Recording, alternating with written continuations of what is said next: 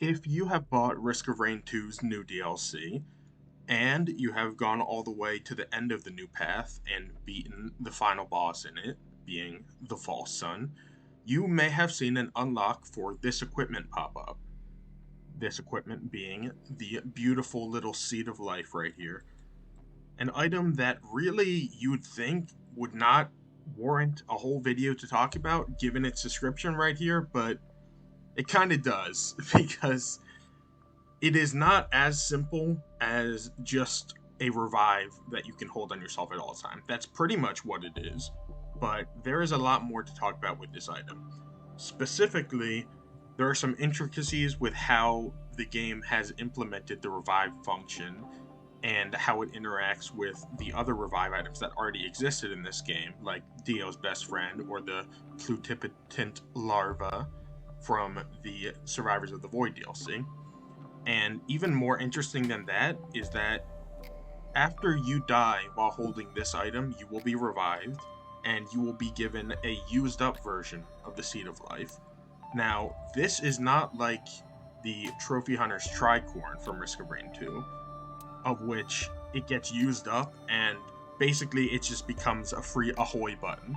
And while I love that, and while I will go out of my way to spam ahoy as fast as possible in this game, it doesn't really do anything other than, I guess, activate your war horn if you have those. But the used up Seed of Life actually does have a use. And as is the case with like videos like this and even my last video, I would normally be getting a lot of my information on this from personal testing and from the Risk of Rain 2 wiki. But I think the guys on the wiki are having a vacation. They're not feeling this new item today. So I think I gotta do this work myself.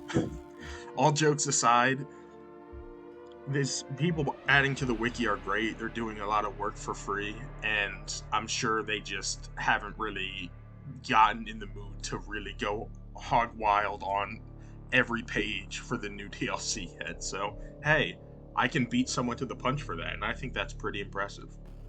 But before going into the consumed version of the Seed of Life, I will just very briefly go and show you how this item works when you die in the game while holding it. Well, look at what we have here, a Seed of Life, which revives the user when killed or dead allies on activation. Very nice. Now, oh wait, I have to show this off. And there's only one way to show how this item works.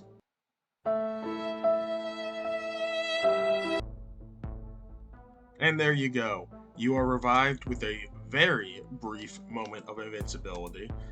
And it it works as advertised. Thank you for watching this. No, there's a bit more to talk about. I'm sorry.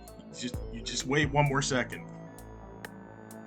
The bit more to talk about is, well, on one hand, I could talk about the use of the item you currently see in my active slot, but I will talk about that later. I first wanted to talk about what happens when you have the Seed of Life, but you also have a revive item, like Dio's best friend. But, oh, that was the only equipment barrel on the stage, and now I don't have that anymore. Well, I've got myself another Seed of Life here, but this time I am accompanied with two teddy bears on my back, just for some bonus protection. I think the one revive isn't enough for me, but unfortunately, it is time, once again, to perish. I guess not if I'm just fighting this wisp. 1 second. I never knew how hard it could be to actively die in this game. Is this what happens when you don't play on Monsoon and Eclipse 24/7? Why didn't someone tell me before? Ah, beetles. These will be the end.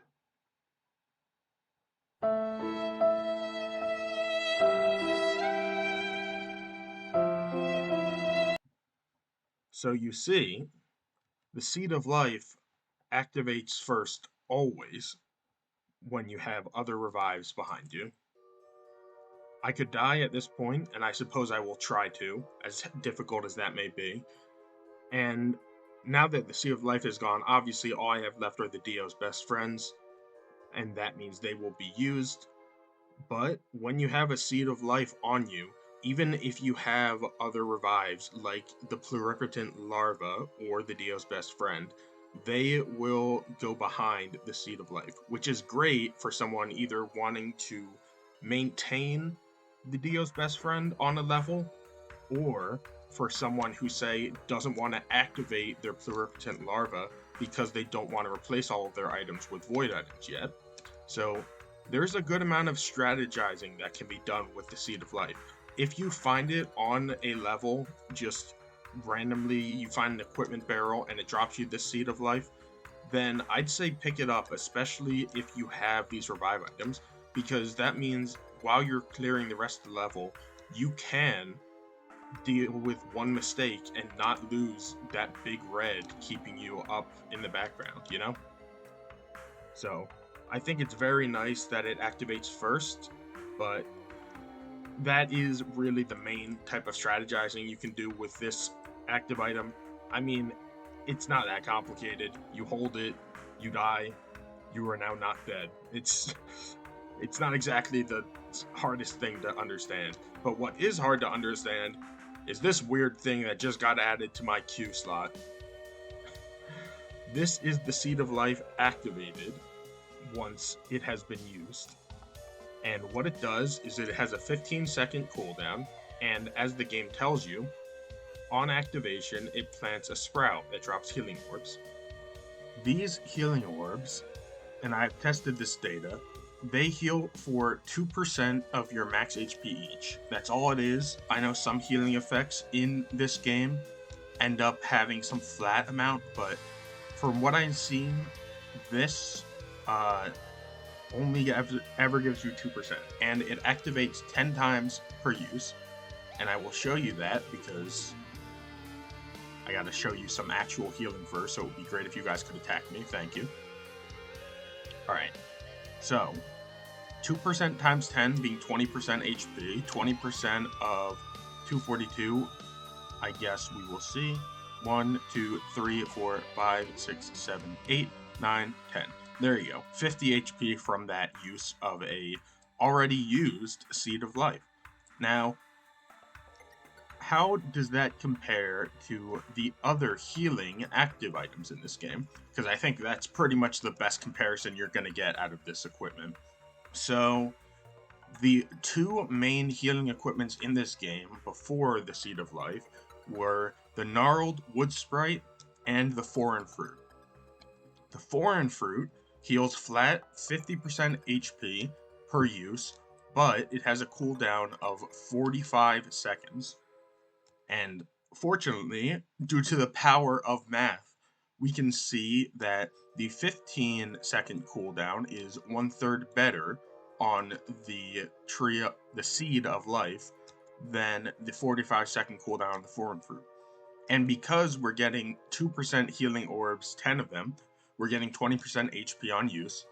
So if we multiply that by 3, for 3 uses of this active item, we will be getting 1 use of the Foreign Fruit, and we will be getting 60% HP in 45 seconds with the use Tree of Life, compared to the Foreign Fruit's 50% HP. So this is a better healing item than the Foreign Fruit is. This used up seed that already has used its main purpose is a better equipment than the Foreign Fruit. I guess I shouldn't say that so willy-nilly. The Foreign Fruit does have the benefit of being instant use. You just use it once and you get the healing, whereas for this, you do have to wait around. Although, you can leave and come back to the healing orbs later, so it's not exactly hard to get all the healing from it. Well, if it's better than the Foreign Fruit, how does it compare to the Gnarled Wood Sprite? And the Gnarled Wood Sprite is interesting, because just by holding that equipment, you get 1.5% HP regen per second, so you don't even have to use that item to start getting the passive healing from it.